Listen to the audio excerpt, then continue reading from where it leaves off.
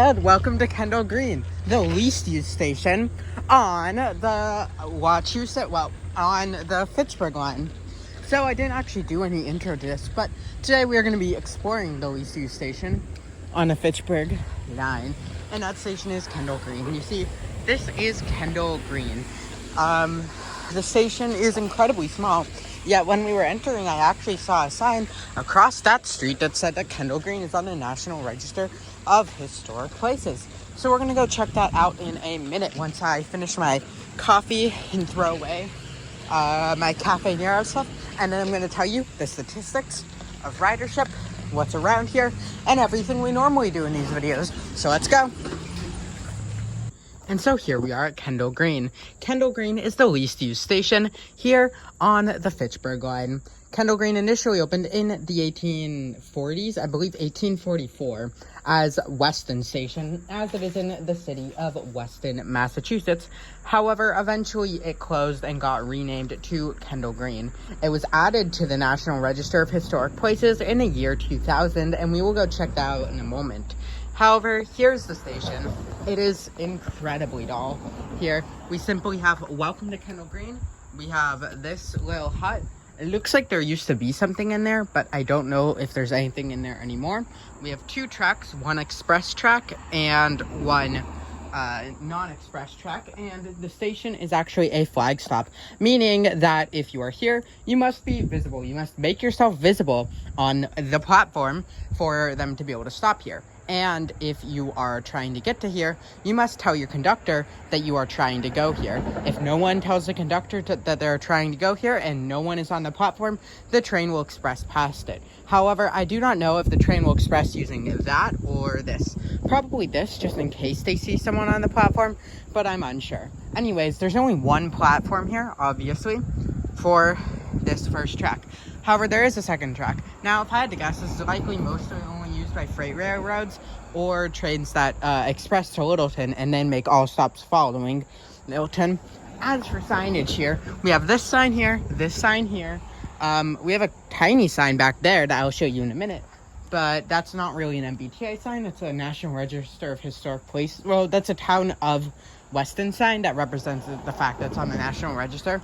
We also have this digital sign up here that is at many of the older, less refurbished MBTA stations that they're trying to replace with this signage, which will be on screen. But it clearly has not been replaced here yet. In addition, we also have one schedule. Not even a map, or at least not a map of the full system, but we do have a schedule. The schedule has a sort of map of the entire line, and you can see all of the zones. And so here, Kendall Green is in Zone 3, meaning you must have a Zone 3 ticket to be able to ride over to here. Now, a Zone 3 ticket will cost as much as it is on screen right now. Conversions obviously provided. However, it will be half off if you are a student or if you have a disability. However, it will be half off if you are a Massachusetts or Rhode Island high school student, or if you have a physical disability or an intellectual disability such as autism or Down syndrome. Anyways, as for trains that stop here, you can see not all trains do stop here. So let's look at the ones that do. Kendall Green. The only trains that are guaranteed to stop here at Kendall Green are inbound to Boston, or not all of them are inbound to Boston, but for the inbound ones, the only trains that are guaranteed to stop here are train 400 at 5:27, train 402 at 6:23, and then 404 expresses from West Concord all the way to Porter.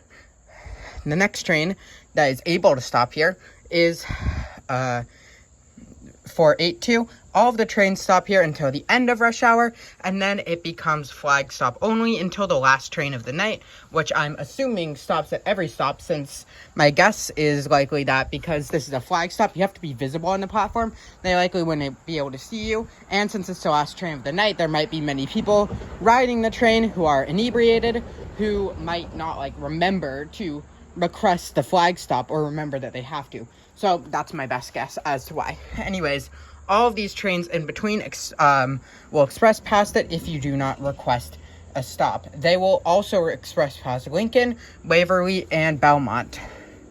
Now then, Kendall Green is within the municipality of Weston, Massachusetts. So I'm gonna go check out what's here, at least on the maps, and I'm gonna tell you guys what else. But for now, the only other things that are here are this gate. I believe this probably leads to someone's property. I probably shouldn't try to go in it, but you can look through this. And on my camera, it doesn't look like there's much really. It's likely just someone else's property. And yeah, there's also a small bike rack here, as well as 57 parking spaces for use for people who want to ride the train. However, they're across the street there, and then you must walk across the street and across a grade crossing to use this station. So anyways, I'm going to check out what's around here, and we're going to do a short little walk around, at least short enough that I can actually get back to the station before the next train, since I'm trying to film multiple least used station videos today. So now let's explore a bit. My train back to Boston is actually only in 10 minutes, and it looks like this is some sort of a house based on the thing I saw right there. However, let's try to explore. As you can see, it looks like a fairly upper middle class neighborhood that we seem to be in, and I don't know how I'm supposed to cross the street.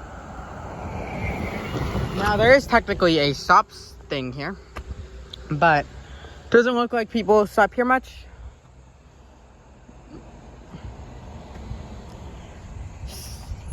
Signal, and now I can go. And so here we are, town of Weston, incorporated between 1712 and 1713 originally as a part of Watertown. And you can see Kendall Green is on the National Register of Historic Places as a historic district. Now back here is some sort of nature reserve, which is really cool.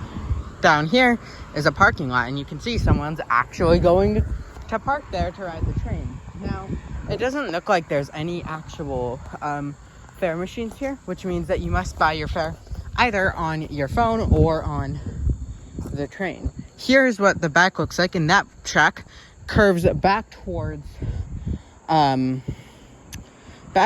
Brandy Ice Roberts and eventually towards Boston North. And as you can see, this looks like the average Massachusetts Essex/Middlesex County neighborhood, and by that I mean super upper middle class, but also super liberal. And that's not a bad thing that they're liberal. I can even see in the distance they have like the "Hate has no home here" signs. So basically your average at least northeastern-ish Massachusetts neighborhood. So we are gonna walk to the back of this, and then and as you can see, if you eventually head down this road enough, you will reach, if you head down Church Street enough, you will eventually reach Weston Center. From here, it looks like there's a street back there, and I'll go a bit more back, but I also need to get back for my train. And remember, I do need to be visible on the platform. Not much back there. So let's go back and get my train. And so as we walk back, I'm going to discuss why I don't think this station is used that much, and why I think it only gets 114 riders per weekday as of fiscal year 2018. And well, I think that that's just because, as with Raleigh Station, which we covered previously, there's not much things around here. There's not much things to walk to, and in addition, the parking lot is so little, and a hut is just there.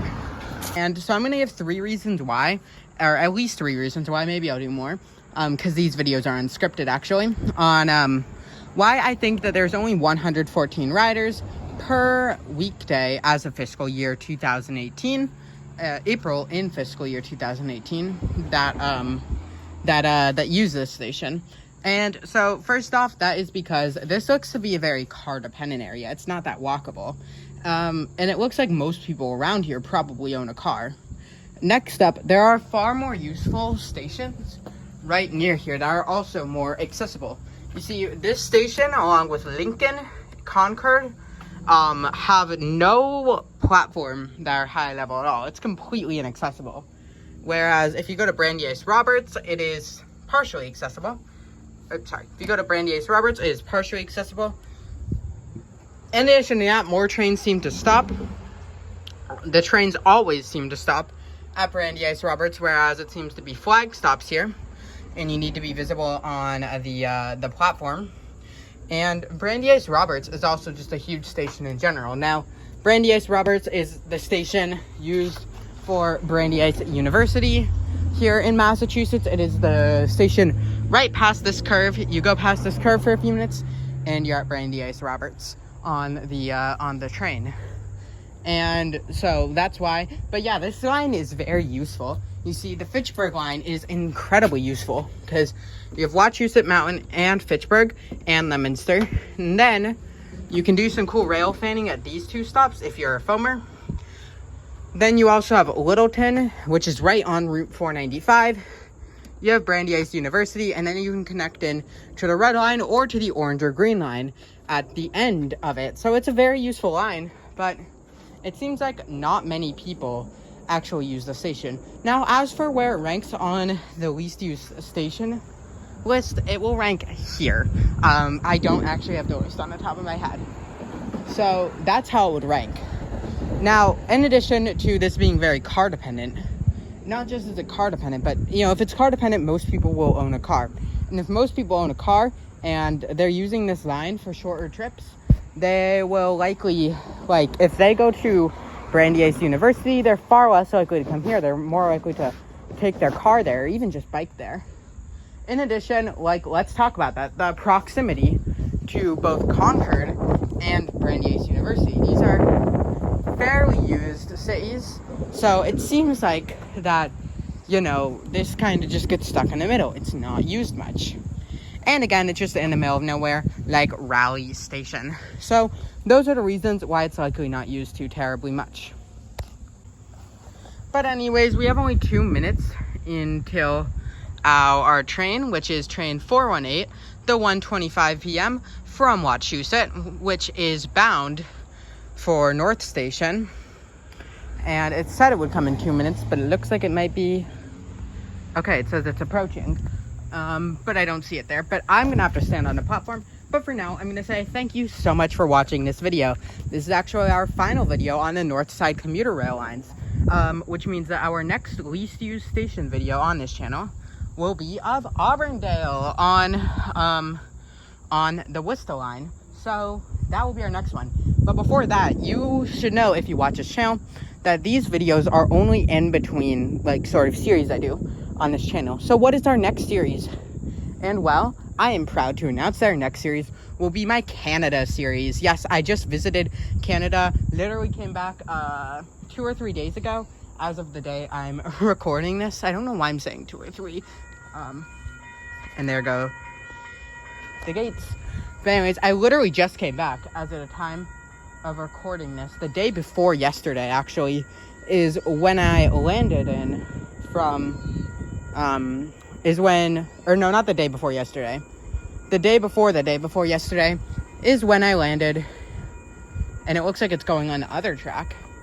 But that is the day. I wonder if they're gonna switch it or not. But anyways, that is the day that I landed back in Boston. So while I was there, I visited Montreal and Ottawa. And there I filmed videos on the Montreal Metro, the REM, as well as EXO.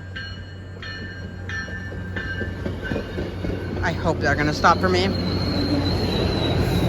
As well as the EXO commuter rail of Montreal.